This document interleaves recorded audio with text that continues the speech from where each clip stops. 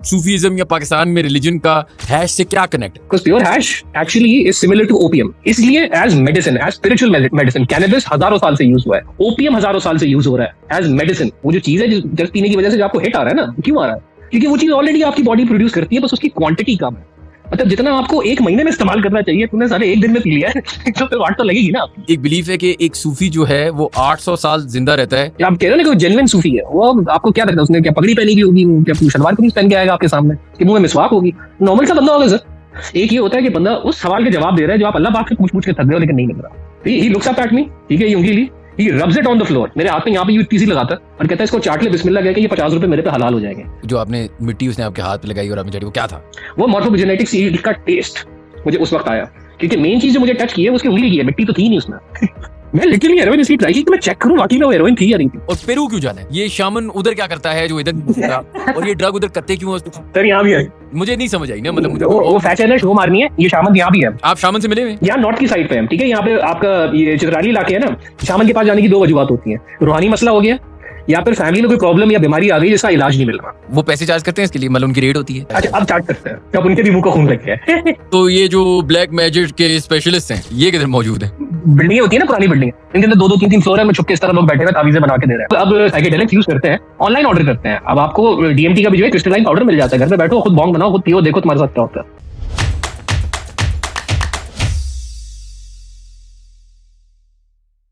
Assalamu alaikum everyone and welcome to another episode of How Does It Work, a podcast by Pro Pakistani. We have our favorite guru back in the podcast. Talat साहब, बहुत बहुत शुक्रिया आपने हमें time दिया. अल्लाह का शुक्र है जी, टाइम अच्छा गुजर रहा है, आपने याद किया. That feels like an honor in itself. बताएं जी कैसे गुजर रहा है सर? बस ठीक ठाक यार. अभी मेरे जहन में आजकल कुछ अजीब व गरीब सवाल आए थे, तो मैंने कहा यार एक बंदे जिसको मैं जानता हूँ, maybe he can answer some of these questions for me. तो I'm going to jump into it. Sufism, drugs, कुछ ऐसे सवाल करूंगा आपसे. मुझे भी नहीं पता क्या करूंगा, लेकिन we'll go with it. ठीक है, चलिए इसे शुरू करते हैं कि यार is it true. So I have a friend who is telling me something that day कि सूफीज्म में एक बिलीफ है कि एक सूफी जो है वो 800 साल जिंदा रहता है and people come to visit. क्या ये इसमें कंफ्यूजन बहुत है. आपकी सूफी से क्या डेफिनेशन है, प्रॉब्लम ये आ जाता है. देखें, ये जो टेक्निक्स की आप बात कर रहे हो ना, ये टेक्निक्स तो है, इस पे तो मैं खुला बात भी करता हूँ. ये आपको मोस्टली उपनिषद में या पुराने पेगन रिचुअल्स में मिलेंगे. हमने इसमें थोड़ा बहुत टच भी किया था. इस पे कंस्पिरेसीज भी है कि वो बच्चों को जब अगवा करते हैं उनका एड्रीनोक्रोम निकाल के अपने आप को 600-800 साल जिंदा रख रहे हैं. तो गेम तो है इसमें कुछ. सवाल ये है कि उन्होंने सूफी क्यों बोला, क्योंकि सूफी इतनी, सर सूफी सोप भी आता है, ठीक है, सूफी म्यूजिक भी आता है. आप 11वीं 12वीं 13वीं सदी को बोलते हैं ना सूफीज्म की बात हो रही है, तो मैं आपको एग्जैक्टली पता होता है कि आप किन की बात कर रहे हैं. आज के जमाने में सूफी एक ब्रांड है. मतलब मुझे खुद लोग आगे कह रहे होते हैं आप सूफी हैं, मैं कह रहा हूँ भाई मैं कोच हूँ. नहीं, आप सूफी हैं, कहाँ से, क्यों? वो ब्रांडिंग है ये. तो मुझे थोड़ा सा कॉन्टेक्स्ट है कि ये जो साहब है जो बोल रहे हैं कि इस तरह 800 साल तक जिंदा रह पा रहे हैं, ये किस सिलसिले की बात कर रहे हैं, इनकी नॉलेज कहाँ से आ रही है? अच्छा सवाल है. मुझे लेट्स ट्राई टू अंडरस्टैंड. मैं अब उसका ज्यादा उसकी डिटेल में नहीं जाता कि वो बंदा कौन है, लेकिन I'll get into this detail. ठीक है, गेम यहाँ से शुरू हो रही है. ये बंदा कौन है कि उसके एड्रेस क्या है. नहीं, खैर मैं कह रहा था कि उस सिनेरियो में how can I, what is the essence of, क्योंकि सूफीज्म जिस तरह आपने बात की ना, काइंड ऑफ एक ब्रांड बना. फिलहाल तो ये मतलब अब बहुत सारे गोरे हैं जो कहते हैं we are like we Rumi and Sufism and it's cool, and then there is a lot of like वो कराची जो सूफी बनता जा रहा है या क्या है मुझे नहीं पता. ठीक है, अब for a complete like noob like me जिसको कोई आइडिया ही नहीं है ये सारी चीज़ों का, वॉक मी थ्रू सूफी 101 के यार 12-13 सेंचुरी तक क्या था, अब क्या है, क्या बिलीफ सिस्टम्स हैं, क्या इसमें से योगा बेचने के लिए मार्केटिंग है या व्हाटएवर सेंटेड कैंडल्स बेचने के लिए, क्या इसमें से असल चीजें हैं, कौन से वाले भंग पीते हैं, कौन से वाले क्या करते हैं, ये थोड़ा सा ले ऑफ द लैंड. अच्छा, ये बहुत एक डाइवर्स टॉपिक है. इसमें एक्चुअली में पीएचडी होता है. सूफीज्म इस वक्त इतना डाइवर्स जा चुका है क्योंकि सूफीज्म खाली यहाँ नहीं है. अफ्रीका का सूफीज्म अलग है, यूरोप का सूफीज्म अलग है, रशिया के अंदर शामिल और सूफीज्म वो एक अलग ही टैंजेंट पे निकले हुए हैं. आप सिंप्लीफाई कर रहे हैं, आप इसको 3 हिस्सों में तोड़ सकते हो समझने के लिए. एक प्री इस्लामिक सूफीज्म, इस्लाम से पहले सूफीज्म क्या था, फिर इस्लामिक सूफीज्म. इस्लामिक सूफीज्म क्या है, क्योंकि सूफीज्म एक मूवमेंट है, वो एक्चुअली में कोई रिलीजन नहीं है. और फिर मॉडर्न सूफीज्म जिसके अंदर इंडस्ट्रियलाइजेशन आ जाती है, जिसका मैं एक्चुअली एक इनडायरेक्ट हिस्सा हूँ, क्योंकि मैं बेसिकली लाइफ कोचिंग प्रोवाइड करता हूँ। और लाइफ कोचिंग और स्पिरिचुअलिटी ये आज के जमाने में ना बड़ी ओवरलैप कर रही है। इसलिए आपको ये ऑनलाइन ब्रांडिंग बहुत लोग कहते हुए मिलेंगे कि मैं सूफी हूँ। सूफी बोलना ऐसे ही है जैसे आप कह रहे हो कि मैं कोई पंडित हूँ या मैं कोई मतलब वो ब्रह्मचार्य कहलाते हैं, ठीक है, उनकी जुबान में, कि मैं सब कुछ छोड़ दिया, मैं एक चीज के पीछे निकल गया हूँ। अगर आप प्री इस्लामिक जा रहे हो, एंड इज हाँ बोले सूफीज्म, बोले। सॉरी मैं आपकी बात काट रहा हूँ, is Sufism closer to Hinduism than it is to Islam, या व्हाट इज Yeah, दैट? क्योंकि ये भी Sufism बात होती है ना कि पाकिस्तान में Sufism इस्लाम is नहीं more closer सूफीज्म to फैला था। Kabbalah and Jewish mysticism than Hinduism.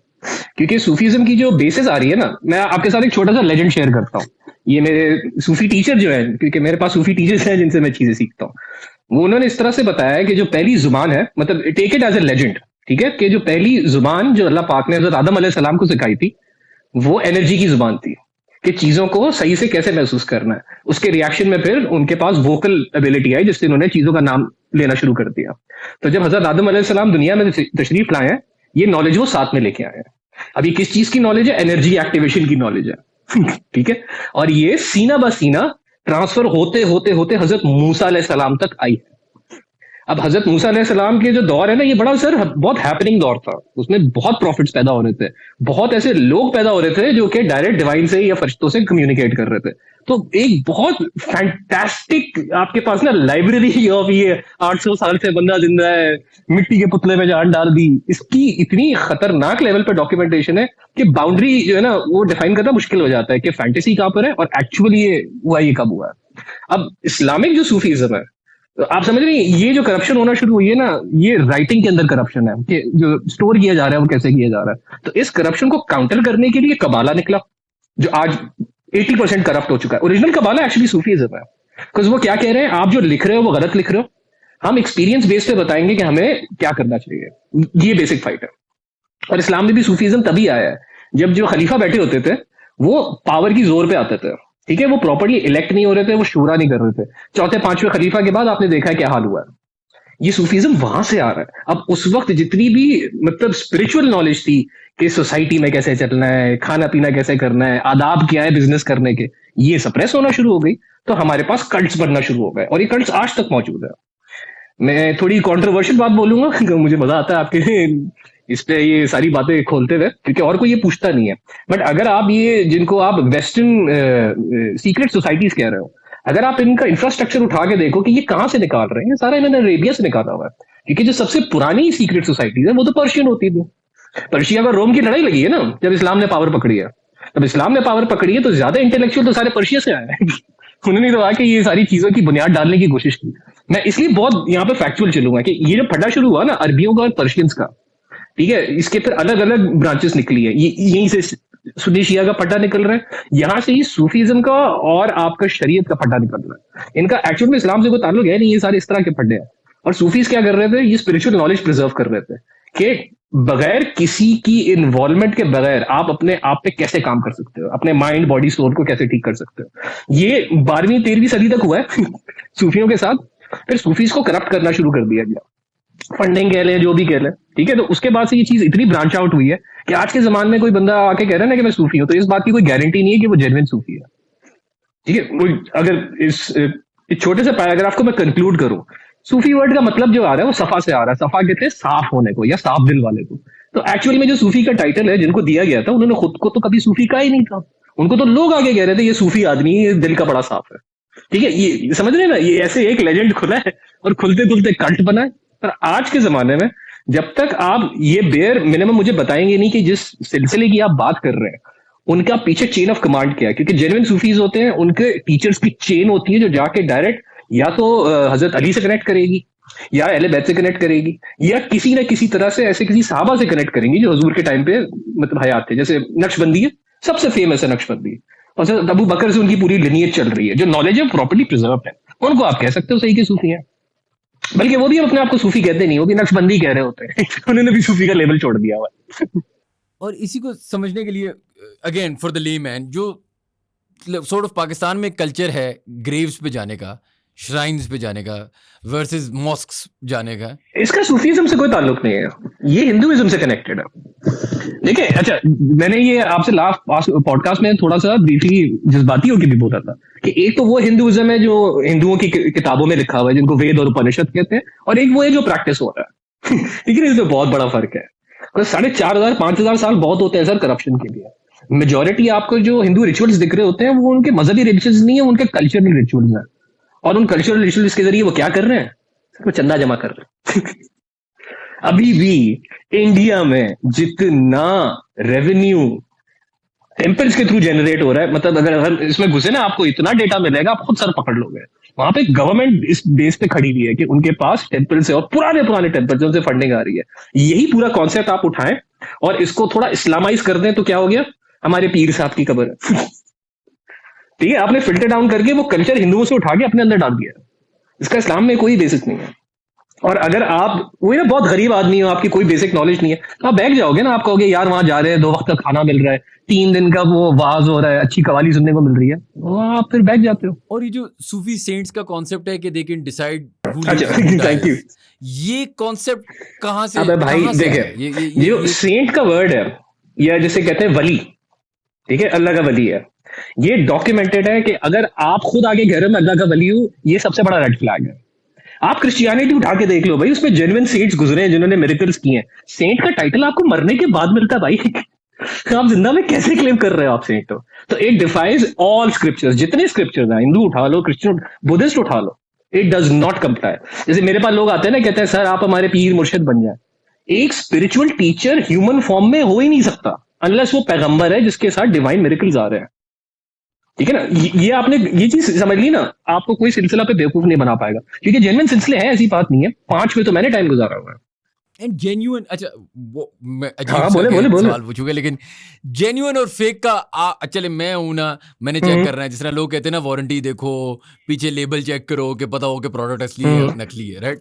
Okay, give me a little lay off the land. How do I know कि ये, एक तो आपने बात की ना लिनिएज, उनकी लिनिएज जिसको सिलसिला कहते हैं।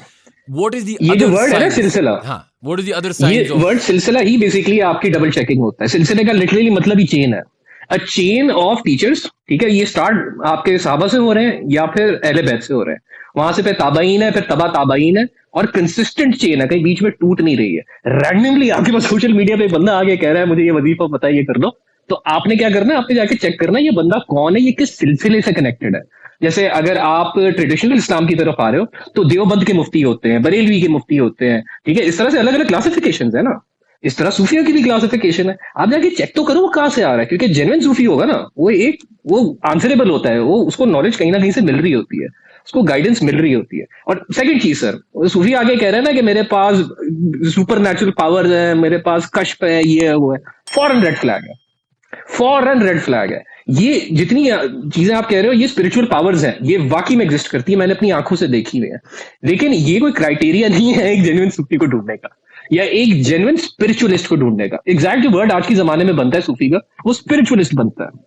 अब आपके दिल में जो चीज है वो अगर आप बोलते में घबरा नहीं रहे हो तो आप स्पिरिचुअलिटी प्रैक्टिस कर रहे हो। ये चीज आपको एक सूफी मास्टर में, जिसको आप खलीफा भी कहते हो, इमाम भी कहते हो, आपको उसकी पर्सनैलिटी में दिखेगी सर। वो आके आपको नहीं कहेगा कि मेरे सिलसिले को ज्वाइन करो, आपका दिल जाएगा उससे बात करने को। ये डिवाइडिंग फैक्टर है। मतलब मैंने हमेशा उन टीचर्स को बैत किया जिनकी तरफ मेरा दिल माइल जेन्युइनली हुआ, उन्होंने मुझे आके कभी कहा नहीं, और जब मेरी लर्निंग कंप्लीट हो गई मैंने उनको बाय बाय भी किया। आपके सामने बैठा हूं, भी किसी सिलसिले से नहीं जुड़ा हुआ। जेन्युइन बंदा ये पंगे नहीं डालेगा कि आप कहाँ जा रहे हो, क्या करो, आपको जाने देते हैं। You said अभी थोड़ी देर पहले कि आपने इस तरह की स्पिरिचुअलिस्ट या इस तरह की डिवाइन चीजें देखी हुई हैं। Can you walk me through what you seen? जो लास्ट एक्सपीरियंस रहा है मेरा, वो 2021 और 22 का रहा है। ठीक है, एक सिलसिला है पाकिस्तानी, निस्बत रसूली के नाम से है। ठीक है, ये सिलसिला भी नक्शबंदी से ही निकल रहा है, तकरीबन 150-200 साल पुराना है। तो मुझे इनकी तरफ बहुत अट्रैक्शन फील हुई, प्लस मुझे ट्रैवलिंग का बहुत दिल था, तो मैंने इनको ज्वाइन किया, इनसे बैत की। इनके साथ इनका वो होता है, वाज होते हैं और फिर इनके उर्स होते हैं, तो मैं उर्स के लिए इनके जो इनका मेन गांव है वहां पे गया था। ये लोग थोड़े पॉलिटिकली भी कनेक्टेड है, तो बहुत सेफ एंड सिक्योर इलाका है। तो वहां पे मेरी इंटरेक्शन हुई थी एक शख्स से, जिसके साथ मैं तकरीबन 4 या 6 घंटे तक घूमता रहा हूँ। ना भूख लग रही है, ना प्यास लग रही है, ना थक रहा है, और आराम से 70-80 ईयर्स का होगा। ठीक है ना, दूसरे दिन वो मुझे मिला, तीसरे दिन वो मुझे मिला ही नहीं। और जिस स्पीड से उसने मेरे साथ कम्युनिकेट किया, कि मैंने जहां तक हिस्ट्री में पढ़ा हुआ है, रिसर्च में पढ़ा हुआ है, आपको कोई जेन्युइन स्पिरिचुअल बंदा मिलेगा ना, आपको उसके जाने के बाद रियलाइज होगा कि वो स्पिरिचुअल बंदा है। जब आप उसे इंटरेक्ट कर रहे होते तब माइंड ये चीजें सही से प्रोसेस नहीं कर पाता। और जिस तरह हमने बैठ के टाइम गुजारा, आधी से ज्यादा कॉन्वर्सेशन अभी भी माइंड में रिप्ले होती है। प्लस उन्होंने बहुत सी ऐसी चीजें बोल दी जो सवाल मेरे माइंड में ऑलरेडी चल रहे थे, लेकिन मैंने वो सवाल आगे से वॉइस नहीं किए थे, if you know what I mean. वो जो एक एनर्जी होती है ना कि आपको प्रेजेंट मोमेंट में रहना है, वो एनर्जी मैंने उनसे कैच की है। And I kid you not, आज तक जो मैं लाइव स्ट्रीम्स कर रहा होता हूँ या फिर सेशंस भी दे रहा होता हूँ काउंसलिंग के, उनमें वही टेक्निक यूज कर रहा हूँ। तो ये मेरा सबसे रिसेंट एक्सपीरियंस है। और इसी को आप बेसिकली कॉन्शियसनेस कह रहे हो ना। प्रेजेंट मोमेंट में चलोगे, आप ठीक से चीज को ऑब्जर्व करोगे तो सवाल के अंदर ही आपको जवाब मिल जाएगा। मेरे लिए एक क्राइटेरिया नहीं होता है कि बंदा कोई जादू कर रहा है या कुछ कर रहा है। बंदे के ऑरा में आप जाके बैठ रहे हो ना, उसकी प्रेजेंस में बैठ रहे हो, आपको बेहतर फील हो रहा है, आपको अच्छा फील हो रहा है। That is my criteria. Secondly, अगर आप बात कर रहे हो सुपर नेचुरल एक्टिविटी की, तो उस तरह के मुझे 3-4 लोग मिल चुके हैं, लेकिन मैं उनको स्पिरिचुअल नहीं कहूंगा। ठीक है, वो स्पिरिचुअल प्रैक्टिसेस में घुसे रहते हैं। मैं ऐसे एक शख्स से मिल चुका हूँ, तकरीबन 160-170 साल से वो कह रहे हैं कि वो जिंदा है। इंटीरियर सिंध में होते हैं, उनकी हालत देख के लगता भी है कि वो जिंदा है। और अभी तक जितने भी उनके आसपास के गांव वाले लोग हैं, वो ये डॉक्यूमेंटेड कहते हैं कि ये कुछ खाता पीता है नहीं, लेकिन वो अपने आप को किसी रिलीजन से कहते नहीं है। एक ये कैरेक्टर देखा हुआ, यही हमारे अपने इंटीरियर सिंध में ये चीज है। ये आपको बदीन की साइड पे मिलेंगे इस तरह के लोग, और इनकी अपनी प्रैक्टिसेस होती हैं।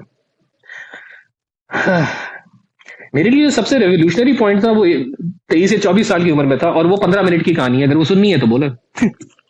15 मिनट सुनाए क्या है, क्या है ये मेरे लिए एक पर्सनल लेवल पे एक लिटरली प्रोटेक्शन रही है थ्रू आउट माई लाइफ, कि अगर ये वाकया मेरी जिंदगी में नहीं हुआ होता ना, तो शायद मैं ड्रग्स से बाहर निकल नहीं पाता। ये मेरे साथ हुआ था जब मैं 23-24 के बीच में था। मैं यहाँ हसन स्क्वायर, मेरे घर के करीब में हसन स्क्वायर है, जहाँ से बसें मिला करती थी, तो वहां बैठा होता, दोस्त का वेट कर रहा था मुझे आके पिक करे।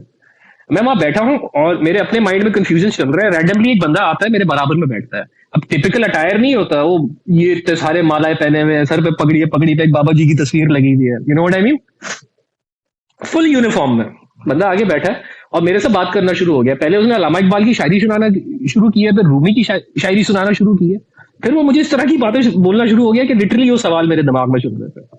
दिस वाज मैक्सिमम लाइक 10 और 15 मिनट्स जिसने बैठ के मुझसे बात की है। और एंड में मेरे दिल में सिर्फ एक ही थॉट आई कि मैं इसको कोई पैसे दे दूं, क्योंकि उसने पूरा बाबाओं वाला होलिया बनाया था।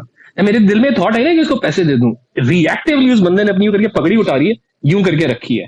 When I properly saw his face, maximum 23 या 24 साल का होगा, इससे ज्यादा उसकी एज नहीं थी।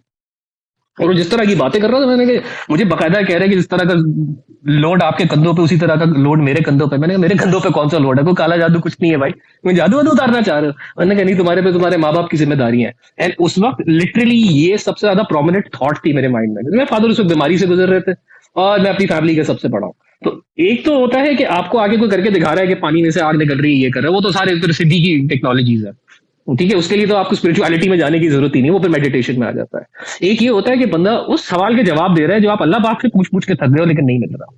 जब ऐसे किसी शख्स से मैं इंटरेक्ट करता हूँ, ये जो मैंने आपको, ये मेरा पहला इंस्टेंस था, तो मैंने मेरी जेब में उस पर सिर्फ 50 रुपए थे, क्योंकि मेरे दोस्त ने ऑल्टो ने पिक करना था और उसने मुझे स्टूडियो लेके जाना था। मैंने 50 रुपए लिए, मैंने जबरदस्ती उसके हाथ में दी, वो हाथ में से फेंके जाए। उसने कहा ये मेरे काम की नहीं है, मेरे पे हराम है। मैंने कहा ले ले, मेरे माँ बाप के लिए दुआ कीजिएगा।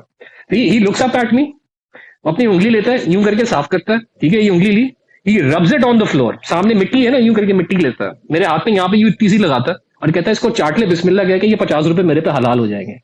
I was so मतलब in awe at that moment because of the conversation I was having with him. I was like पता नहीं क्या बोला करते हैं। मैंने वो चाटा है ना सर, मेरी पूरी बॉडी के अंदर रशेज आना शुरू हो गया, हेड टू टो। जो आप कहते हो ना कि खुशी से बंदा पागल हो रहा है। फॉर एटलीस्ट 2 to 3 मिनट्स में होश आवाज में नहीं था। एंड दिस इज अराउंड 23-24 की एज। ये वो पॉइंट है जब मैंने हार्ड ड्रग्स लाइफ में करना शुरू नहीं किए थे। ये हार्ड ड्रग्स शुरू करने से कुछ मेरे ये सवाल था, were you at the time on any intoxication drugs anything? मैं जॉइंट पिया करता था, जिसको आप हैश कहते हो, यहाँ लोकली बहुत इजीली मिल जाती है। उसमें भी मेरे बहुत फड्डे और नखरे होते हैं कि उसमें अफीम नहीं होनी चाहिए, क्योंकि ये जो आप एडिक्ट हो रहे हो ना हैश के, इसमें ये जानबूझ के बेसिकली पिल्स मिलाते हैं, फिर मेहंदी मिलाते हैं और अलग अलग तरह की पुरानी चीजें मिलाते हैं ताकि बंदा बार बार आए। हाइड्रोकार्बन होता है, ये बेसिकली एडिक्शन का काम करता है। मैं बड़ी जान मार के कोशिश करता था कि मुझे प्योर हैश ही मिले, मिलावट ना मिले। और उस दिन तो जॉइंट थे भी नहीं, मैं तो उसी का तो वेट कर रहा था, बंदा आएगा लेके जाएगा, स्टूडियो में पिएंगे। उस दिन तो बिल्कुल ही खुश थे। देखिए, जितना मैंने अपनी बॉडी को अब्यूज किया है ना, मैक्सिमम जो आपकी बॉडी रशेस या एक्सटेसी प्रोड्यूस करती है हेरोइन पे करती है। ये नाम आपने सुना होगा, हेरोइन, ठीक है ना। इसका एक केमिकली सिंथेसाइज्ड वर्जन आता है ठीक है, मैं उसका नाम नहीं लूंगा क्योंकि वो इस वक्त दुकानों में बहुत इजीली अवेलेबल और कराची में बहुत खतरनाक तरीके से अवेलेबल है। इतनी सी गोली होती है 25 रुपए की, जो हेरोइन आपका हाल करेगी ना, मल्टीप्लाई दैट बाय 10। इस वक्त आपको कनाडा में और यूएस में जो हेल्थ केयर एपिडेमिक है उसमें ये गोली बहुत यूज हो रही है, ठीक है, चाइना बना रहा है इसको। Even that was not able to counter the rushes I got जब उस बंदे ने कहा था हाथ पे मिट्टी चाटो। ये मैं आपको वीडियो पे आज बोल रहा हूँ, हाजिर नाजिर होके बोल रहा हूँ। मैंने 2 mg तक एलएसडी की है सर। 2 mg के बाद कहते हैं आपका ब्रेन टूट जाता है, यू डोंट स्टे सेन, आप लोगों से कम्युनिकेट नहीं कर पाओगे, लाइफ गुजारना अलग बात है। वो रेफरेंस मेरे माइंड में बना हुआ था ना कि इतना इंटेंस भी लाइफ को एक्सपीरियंस किया जा सकता है। आज तक कोई ड्रग उसको काउंटर नहीं कर पाया, बल्कि मैं बोर होके बाहर आ गया हूँ और ब्रेथ वर्क कर रहा हूँ। मुझे एक बात बताएं, what do you think was the symbolism of जो आपने मिट्टी उसने आपके हाथ पे लगाई और आपने चाटी, वो क्या था? इसके मेरे पास अब 2 आंसर्स है, ठीक है। एक मॉर्फोजेनेटिक फील्ड्स कहलाती है, इसमें मैंने अभी रिसेंटली बात भी करना शुरू करनी है, language of sound and vibration. हमारे आस देखिए, जो भी चीज आप महसूस कर रहे हो ना एज रियलिटी, वो बेसिकली इलेक्ट्रिकल सिग्नल है जो आपका माइंड ट्रांसलेट कर रहा है into taste, into touch, into sound. Eventually आपका ब्रेन क्या चाहता है, हर चीज को 100% फिगर आउट कर ले। उस बंदे ने अपनी एनर्जी मेरी तरफ फेंकी, ठीक है। एनर्जी फेंकने के लिए आपकी मॉर्फोजेनेटिक फील्ड्स को इंटरैक्ट करना होता है। मॉर्फोजेनेटिक फील्ड को आप ऐसे समझ लो, एक इनविजिबल फील्ड है आपकी बॉडी के गिर्द जो आपका दिल प्रोड्यूस कर रहा है। और जो लोग जरा स्पिरिचुअल ज्यादा होते हैं या जिन्होंने खुद पे काम बहुत किया होता है, उनकी ये फील्ड बहुत स्ट्रांग होती है। मतलब ये आपको इमरान खान जैसे बंदे में भी मिलेगी, उसकी ये फील्ड बहुत स्ट्रांग है, क्योंकि उसको अपनी क्लैरिटी बहुत है कि मुझे लाइफ में करना क्या है। वो बेवकूफों वाली हरकत है या अक्लमंदी वाली है, that's a different story all together. इसलिए कहते हैं ना, सोबत बहुत मैटर करती है। वो मॉर्फोजेनेटिक फील्ड का टेस्ट मुझे उस वक्त आया, क्योंकि मेन चीज जो मुझे टच की है वो उसकी उंगली की है, मिट्टी तो थी नहीं उसमें।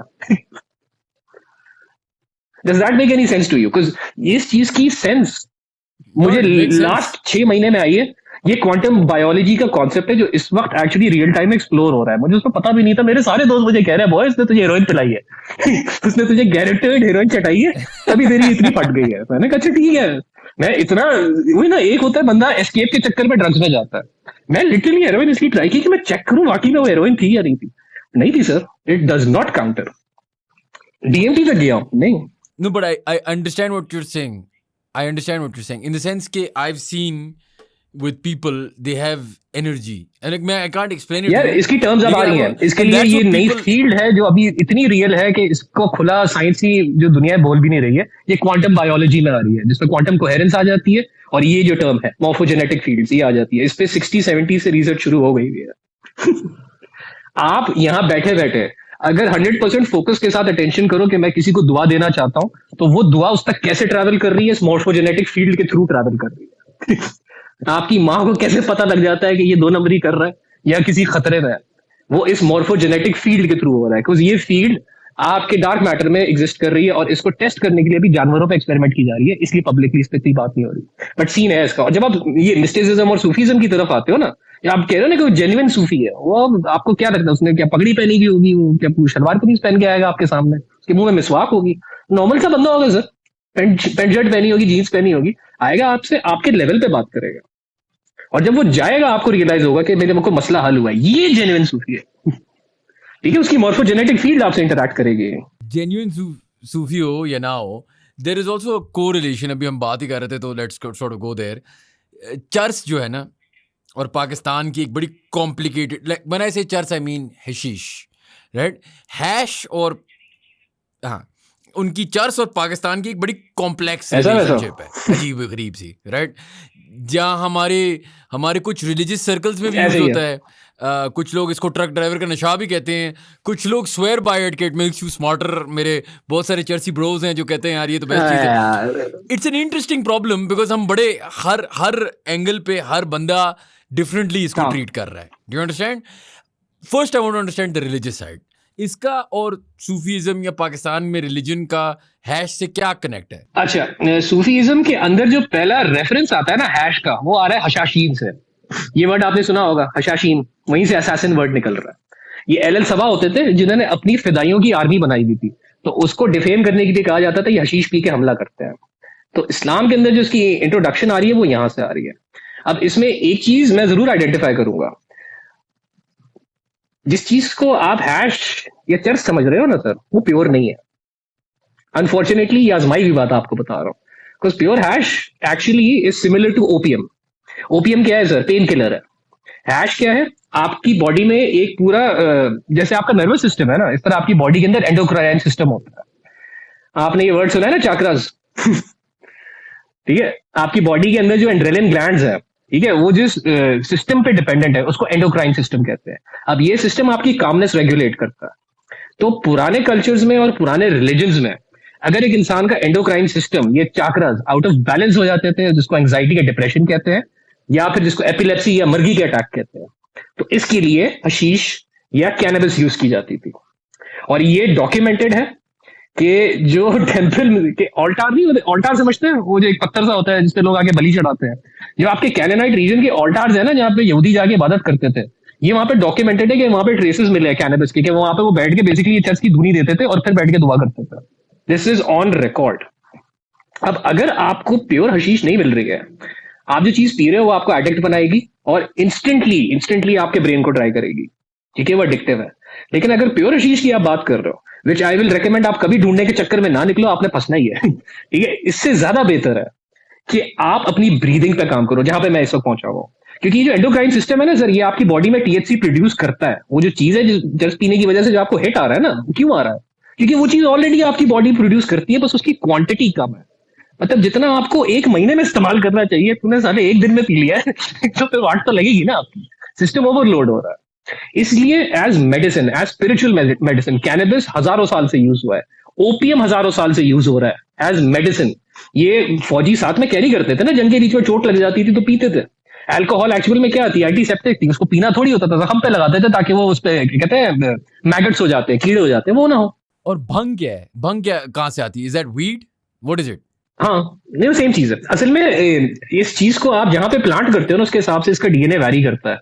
तो जो इसका सबसे पुरानी डॉक्यूमेंटेशन है वो हिमालयन है। मतलब हिंदू से ही आपको इसकी डॉक्यूमेंटेशन मिल रही है मोस्टली। वो इसको शिव जी का प्रसाद कहते हैं कि ये पियो तो शिव दिखता है, जो मुझे अब डाउट नहीं है कि उन्हें दिखता भी होगा। लेकिन जैसे जैसे आप इसकी प्लांटेशन का एरिया चेंज करते जा रहे हो, मैक्सिको में डाल रहे हो तो इसमें चेंजेस आ रहे हैं, इस तरह से वैरी करती है। भंग बेसिकली आप उस पत्ते को लेके उससे ड्रिंक बना रहे हो बजाय उसको स्मोक करने के, चीज सेम ही है। और जो कॉन्सेप्ट ऑफ sort of सूफी कवल्स है, लाइक जिस तरह दरवेश है, ऑल ऑफ दीज थिंग्स है, उधर भी देयर इज obviously conversation कि they would use like hashish and they would use other parts of some form of okay drugs, right? देखिए, Is that like बोले बताइए यार, नहीं, मैं तो ये पूछने वाला था कि is it kind of like a rave जो बच्चे करते हैं आजकल? Is that what kind of that vibe is कि वो दरवेश में इट्स सॉर्ट ऑफ लाइक आप उसमें इंटुइट हो जाते हैं? I saw something like this in Turkey as well. ये क्या कॉन्सेप्ट है ऑफ द whirling दरवेश and where does it stem from and what does it have to do with अच्छा वो ये सवाल आपने अब पूछा है। आप एक साल पहले पूछते तो शायद मैं परेशान हो जाता। देखिए, सूफीज्म के अंदर जिन लोगों ने जेन्युइन काम किया है, उन्होंने क्या काम किया है? ऐसी टेक्निक्स निकालनी है जिसके जरिए हम अपने ईगो को या नफ्स को शट डाउन कर सके। वो जो वर्ल्डिंग दरवेश है, उसकी बड़ी ट्रेनिंग होती है सर्विस है, पता है? वो बड़े एंगल पे अपनी गर्दन को रखना है और एक खास स्पीड पे घूमना है। कोई 8 या 9 रोटेशन पर मिनट जब आप करते हो तो आपका ब्रेन फ्लो इस तरह से चेंज होता है कि डीएमएन शट डाउन हो जाता है। आज की जुबान में नफ्स को डीएमएन कहते हैं, डिफॉल्ट मोड नेटवर्क। ये बेसिकली ये वाला हिस्सा है ना आपका माथे का, ये आपका डीएमएन नेटवर्क है। वो इसको बंद करने की टेक्नोलॉजी है, बाकायदा क्वांटम टेक्नोलॉजी है, जिससे आप अपने नफ्स को ऑफ करके स्पिरिचुअलिटी या डिवाइन को एक्सपीरियंस कर सकें। लेकिन इसमें कोई गारंटी नहीं है कि जो चीज आप एक्सपीरियंस कर रहे हो उससे आपकी लाइफ बेहतर होती है। वो एक एक्सपीरियंस है। और सूफीज्म में सर जो मेन आपको डिवाइडिंग लाइन दिखेगी ना, कि मतलब ये इस्लाम की तरफ लेके जा रहा है या इसने अपनी प्रैक्टिस शुरू की हुई है, वो यही दिख जाएगी। क्योंकि सूफीज्म के अंदर या कबाला के अंदर भी अगर आपको कहा जाता है ना कि आपने स्पिरिचुअलिटी अटेन करनी है, आपको ड्रग्स नहीं कराते हैं, वो आपको रोजे रखवाते हैं। वो कहते हैं और कम करो इंजेस्ट करना, ताकि बॉडी का अपना ऑटो इम्यून सिस्टम ऑन हो। अगर आपको कहीं भी ये मिल रहा है ना कि वो ये नशे कर रहे हैं, इस तरह का कर रहे हैं, वो सूफीज्म नहीं प्रैक्टिस कर रहे, वो कोई कल्ट या कल्चर प्रैक्टिस कर रहे हैं। और ये एक्चुअली पेगनिज्म में जाता है, इसको शामन कहा जाता है, शामनिज्म कहा जाता है, ठीक है, प्लांट डॉक्टर्स। और ये बहुत पुरानी प्रैक्टिस है, ये काम भी करती है। But one more thing sir, just एक चीज मैं ऐड करना चाहूंगा। जब आप ये वर्ड यूज कर रहे हो ना, कलंदर या वली, ठीक है, ये कल्चरल वर्ड्स है, इनकी कुरान में कोई बेसिस नहीं है। ये लोगों के मतलब दिए हुए टाइटल है, जैसे मैं चौधरी हूं, इस तरह कलंदर होता है, ठीक है। जो एक्चुअल इसकी टर्म है जो कुरान में मुझे अभी तक मिली है ना, वो एक ही मिली है, वो है रिजालुल गैब, इससे ज्यादा नहीं है।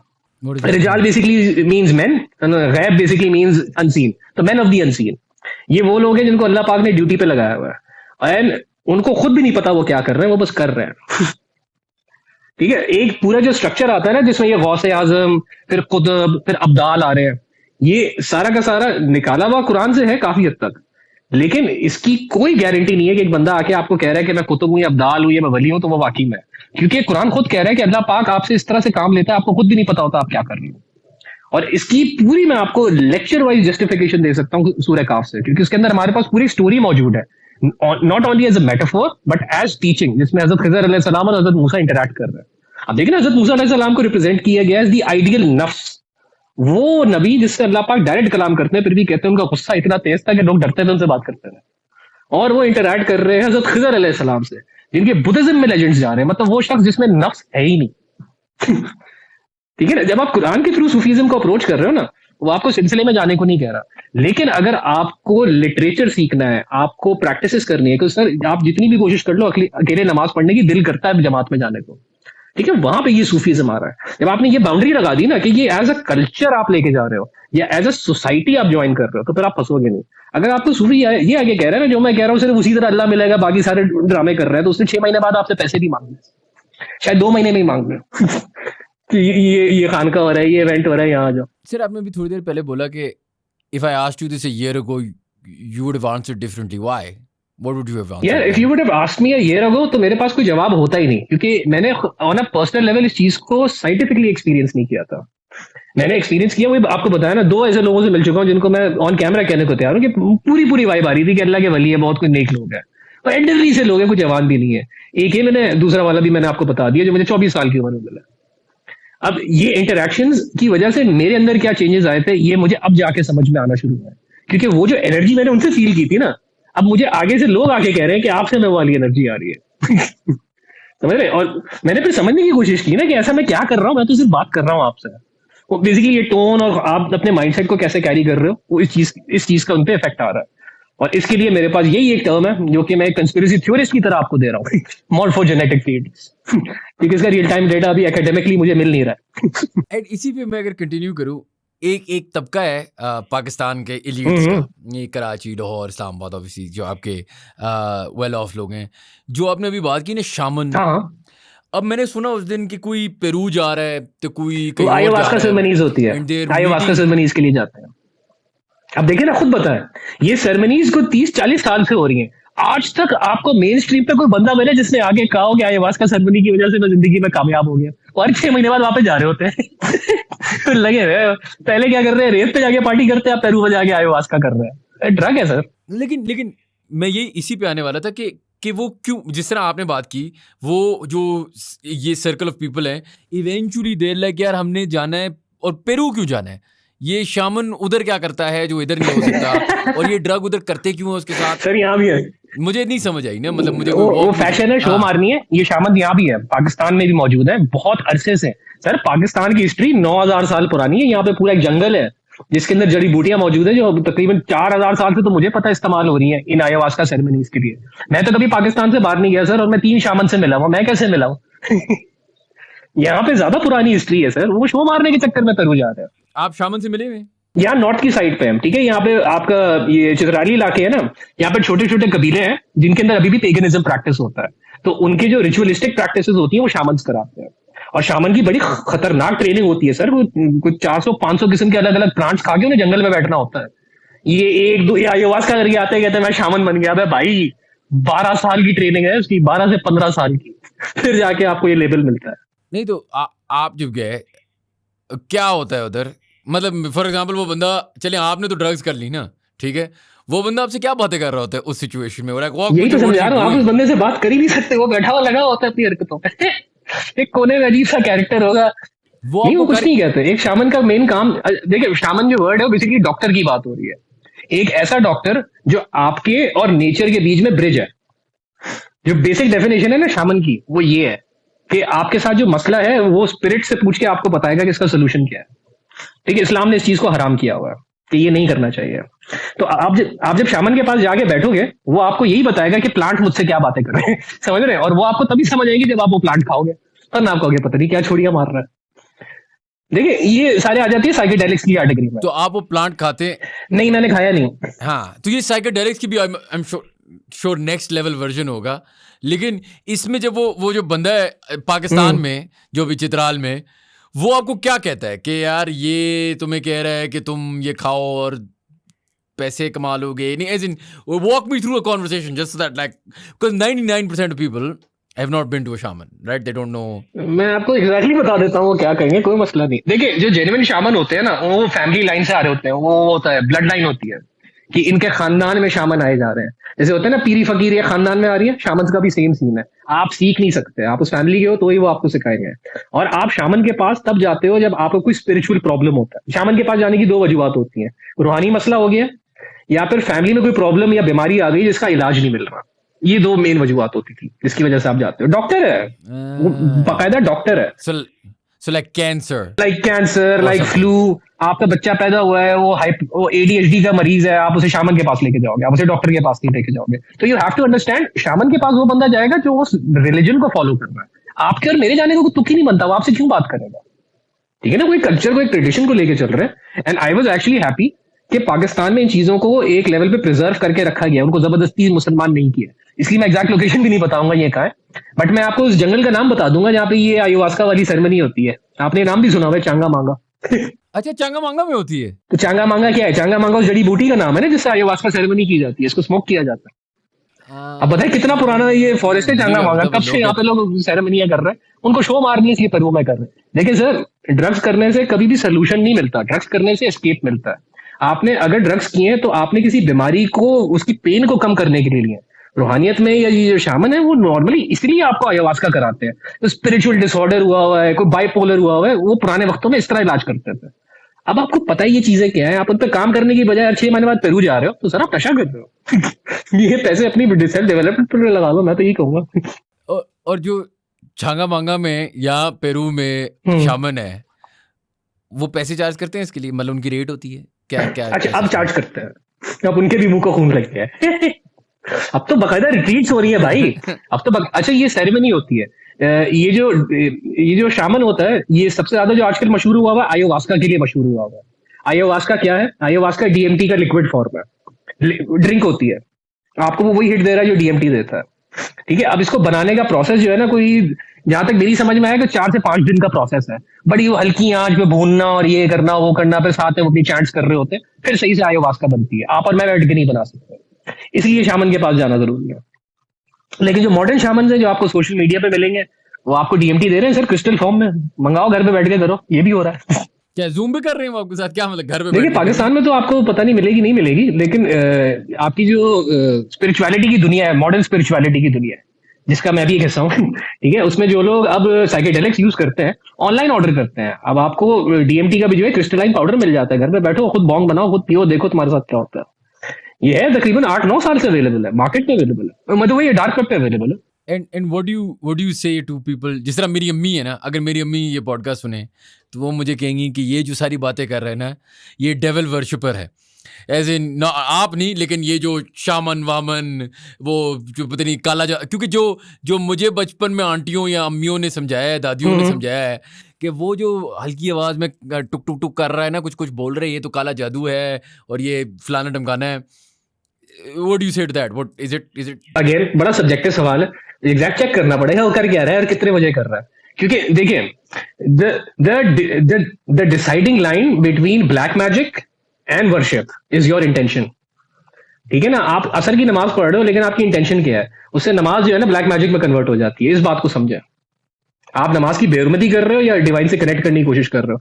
इसी तरह अगर बंदा बैठ के कुछ चांट कर रहा है तो चेक करना पड़ेगा क्या चांट कर रहा है। ये आप इस तरह जनरली अज्यूम नहीं कर सकते कि ब्लैक मैजिक कर रहा है, क्योंकि ब्लैक मैजिक सर आसान तो बड़ा लगता है सुनने में, मैं तुम पे काला जादू करा दूंगा। आपको पता है इसकी भी 10-10 साल की ट्रेनिंग होती है। इसके चिल्ले गाटने पड़ते हैं, इसके लिए बैठ के अपने आप को टॉर्चर करना पड़ता है। तो 3-3, 4-4 दिन तक बंदा जाग रहा है, एक दायरा बना के बैठा हुआ है। ये करने के बाद तो उसने और कुछ करना ही नहीं है ना। 10 साल की उसने मेहनत, उसने 10,000 आवर रूल अप्लाई किया है, क्यों करियर चेंज करेगा? आप फिर आगे उसको पैसे ही देते हो, वही आपको करके दे सकता है। रैंडमली इतना इजी नहीं होता सर।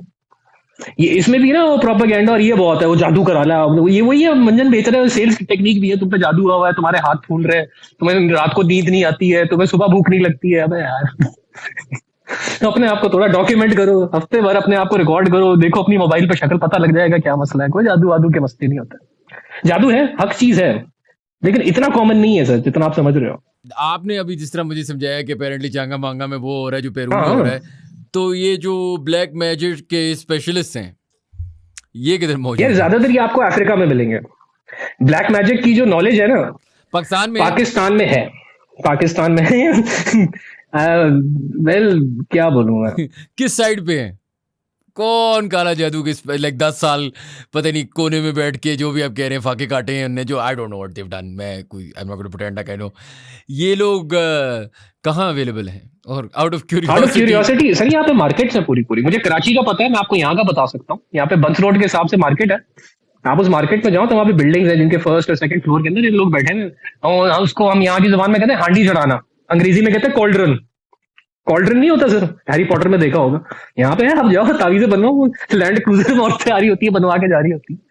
ये अगर ये चीज एग्जिस्ट कर रही है तो इसलिए एग्जिस्ट कर रही है ना, क्योंकि लोग इसको फंड कर रहे हैं। यहाँ है, यहाँ बंस रोड का इलाका कहलाता है, वहाँ पे ये पूरे बिल्डिंगें होती है ना, पुरानी बिल्डिंगें, इनके अंदर दो दो तीन तीन फ्लोर है, में छुप के इस तरह लोग बैठे हुए तावीजें बना के दे रहे हैं। आग लगाई हुई है, ऊपर उन्होंने देगची रखी हुई है, हांडी चढ़ाना जिसको कहते हैं। एक सेकंड, तो लोग जाते हैं उधर, ये नहीं कि अपने ऊपर से काला जादू उतारना है, वो जाते हैं उधर कि यार सुन ऐसा कर, वो जो मेरा एक कजन है ना बड़ा, मैं इरिटेटेड हूँ उसे, उस पर लगा दे, ये ले 500 रुपए 1000 रुपए जो भी वhatever है। हाँ सर, ऐसे होता है।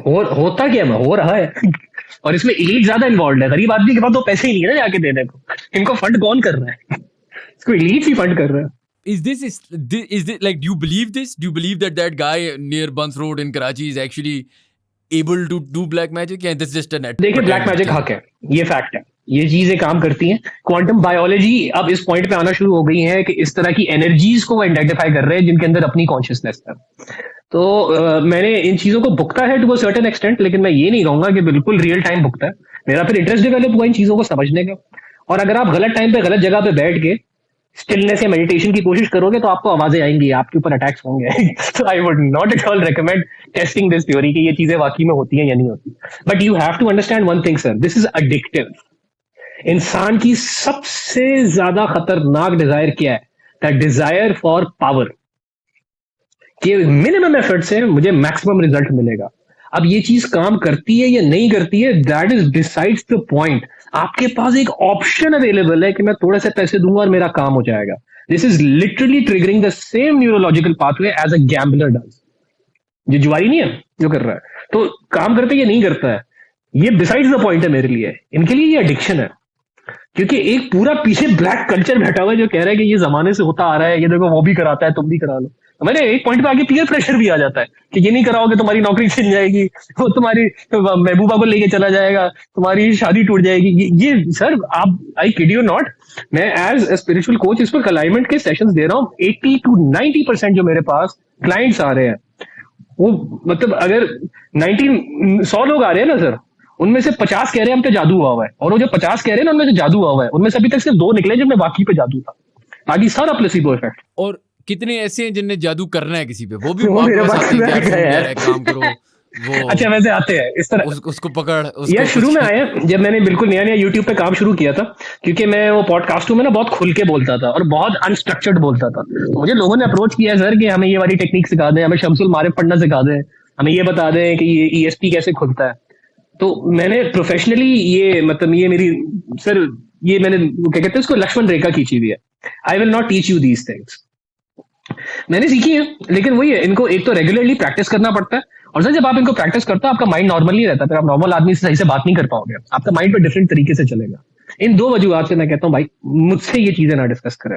और अल्लाह का शुक्र है आना बंद हो गए। अब ज्यादातर वो लोग आ रहे हैं सर कि हमें कोई वजीफा दे दे, तो वो भी एक पूरी स्ट्रगल है जो अभी मैंने फेस करनी है। Because on a very realistic level as a spiritual coach, जो मैं 2 चीजें आपको सिखा रहा हूँ ना, एक तो ब्रीदिंग सिखा रहा हूँ और दूसरा एनर्जी रेगुलेशन सिखा रहा हूँ। यही 2 चीजें, इससे आगे जितना भी है वो सारा मंजन है सर। उसके लिए आपको पैसे खर्च करने की जरूरत नहीं है, उसको टाइम देने की जरूरत है। एंड व्हाट अबाउट, मतलब इसी, आई डोंट नो ये मंजन है या नहीं है, लेकिन एक we've had some on the shows where clairvoyant is this new thing where they have clear abilities होती हैं। हाँ visions. नहीं, कुछ लोग पैदाइशी होते हैं। इसमें टोटल में 5 एबिलिटीज है, क्लियर वोयांस है, क्लियर ऑडियो है, क्लियर सेंटिएंट है, क्लियर टच है, क्लियर सेंस है। ऐसे भी लोग होते हैं जो कि वो क्वांटमली चीजों को स्मेल कर सकते हैं। मेरी अपने फैमिली में एक खातून रही है शादी से पहले तक, उनको आप उनकी आंख पे पट्टी बांधो और उनसे कोई भी सवाल पूछो, इतना एक्यूरेट जवाब आएगा, हमारा सर फट जाता था। शादी के बाद से वो चीज उनमें खत्म हो गई। तो ये होता है, पैदाइशी लोगों में एबिलिटीज होती हैं। वही मैं देखिए ना, ये आपने बड़ा अच्छा पॉइंट उठा दिया। अब ये एबिलिटी होना इस बात की गारंटी थोड़ी है कि बंदा रुहानी है। ये तो एबिलिटी है। अब वो उसके पैसे भी चार्ज कर सकता है, इसमें कोई गलत बात नहीं है। आपको उसके पास जाके क्लियर बयान चाहिए, जाओ पैसे दो।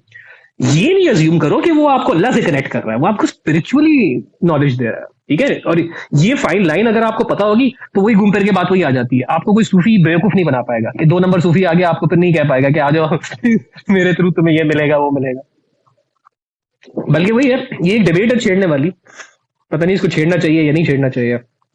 आप कुछ कह रहे थे, पूछना। क्या डिबेट को छेड़ना चाहिए नहीं छेड़ना चाहिए? असल में सर इस वक्त न्यूरो साइंस जिसको आप कहते हो ना कि माइंड की स्टडी, ये इस पॉइंट तक आ चुकी है। ये बुद्धिस्ट के ऊपर, हिंदूज के ऊपर ऑलरेडी मशीनें लगा के चेक कर रहे हैं कि मेडिटेशन करने से, या अगर एक बुद्धिस्ट कह रहे हैं ना कि मैं ये मेडिटेशन करता हूं तो मुझे डिवाइन एक्सपीरियंस होता है, आपके माइंड में क्या चेंजेस आते हैं। उन्होंने मिस्टिसिज्म को डॉक्यूमेंट करना शुरू कर दिया है। तो आप 4-5 साल और दें, ये पकड़ना भी शुरू कर देंगे कौन जेन्युइन है और कौन कौन आपके साथ गेम खेल रहा है, कि कौन एक्टिंग कर रहा है और किसके माइंड में एक्चुअली में ये टर्म है सर जो मैं आपको देना चाहूंगा, डीएमएन या डिफॉल्ट मोड नेटवर्क। मैं फ्रॉइड की साइकोलॉजी के और जंग की साइकोलॉजी के सख्त खिलाफ हूँ। इन्होंने सबसे ज्यादा जो है ना हमारे माँ बाप को जलील कराया कि तुम्हारे साथ जो भी मसला हुआ है माँ की वजह से हुआ। नहीं है सर ऐसा। आपके जो भी डिसीजन है उसके लिए आप खुद रिस्पॉन्सिबल हो। आपकी पर्सनैलिटी में 50% आपके माँ बाप का हाथ है, आपके फिजिकल मेकअप में 50% आपके माँ बाप का हाथ है। आप उसको कैरी कैसे कर रहे हो उसकी जिम्मेदारी आप पे है sir.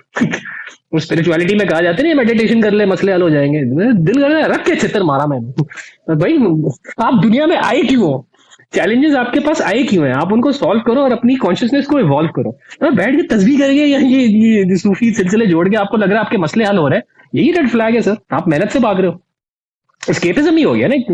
And to that point मैं आपसे आखिरी यही सवाल पूछने वाला था कि परफॉर्मेंस की आपने बात की ना कि मेहनत और ये सारी चीज़ें, अभी एक नया ट्रेंड चल रहा है जो आपके सिलिकॉन वैली बॉयज़ पाकिस्तान वापस आए हैं ना, आपके हाई अचीवर स्टार्टअप बॉयज़, माइक्रोडोजिंग उनने कर क्या रहे करना शुरू, हाँ माइक्रो डोजिंग एग्जैक्टली। अब उनने कहा है कि यार अगर तू माइक्रो डोजिंग करेगा ना तो परफॉर्मेंस तेरी अप जाएगी।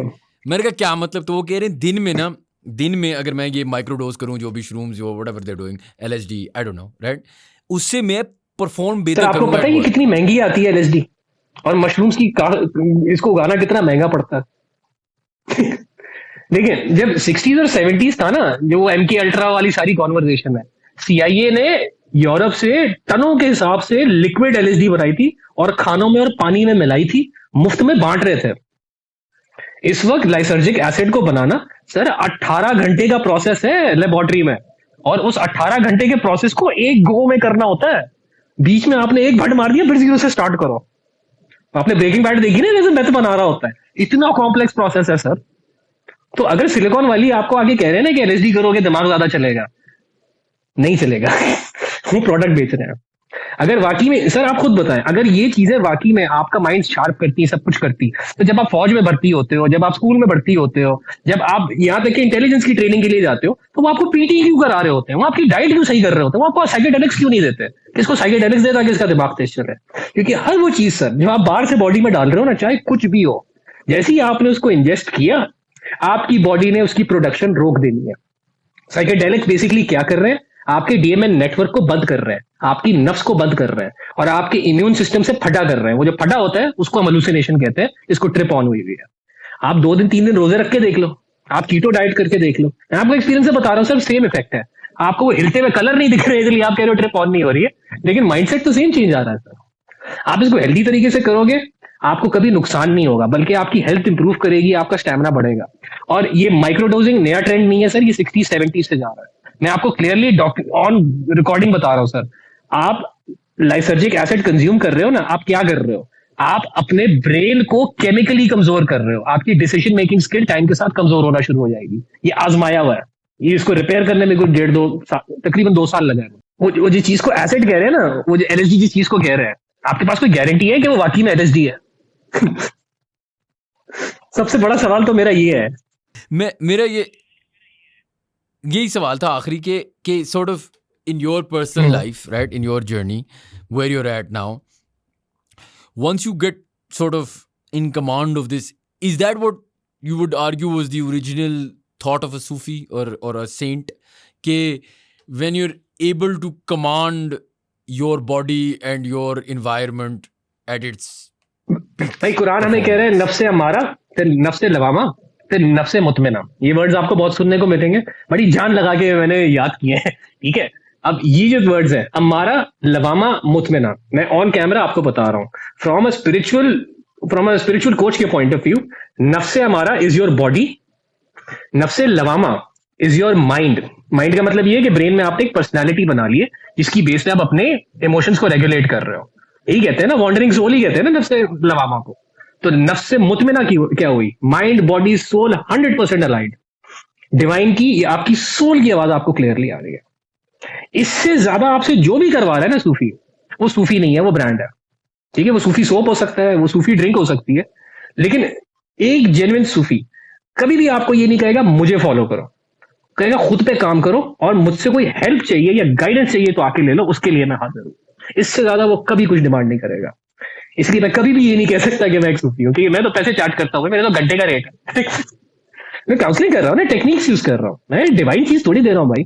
वो बंदा आपको आगे कह रहा है मैं आपको डिवाइन से कनेक्ट कर रहा हूँ, उसने अगर 1 रुपया भी आपसे लिया, बिकॉज मैंने जितने सूफी उस्तादों से सीखा है ना, उन्होंने मुझे दिया ही है। वो बिठा के खिलाते थे, टाइम मेरे पे लगाते थे, उनको कोई चीज दो 3 गिफ्ट वापस ला के देते थे, ठीक है। उन्होंने एनर्जी ट्रांसफर करनी है, उन्होंने फॉलोअर थोड़ी बनाना है जो कि सब्सक्रिप्शन ले उनकी। ये सिंपल सर, ये सिंपल आइडेंटिफाइंग फैक्टर है।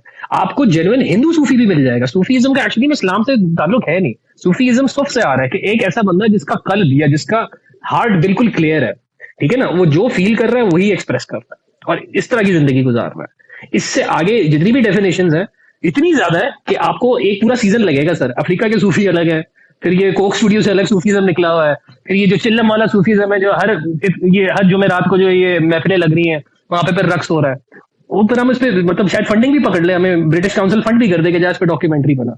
इतनी डाइवर्स चीज बन चुकी है सूफीज्म। ये 13वीं सदी के बाद से हो रहा है। पहले सिर्फ ये था कि जो कल्ब में है वही मुंह पे होना चाहिए, सच बोलो या चुप रहो, ये सूफी दिलाता था।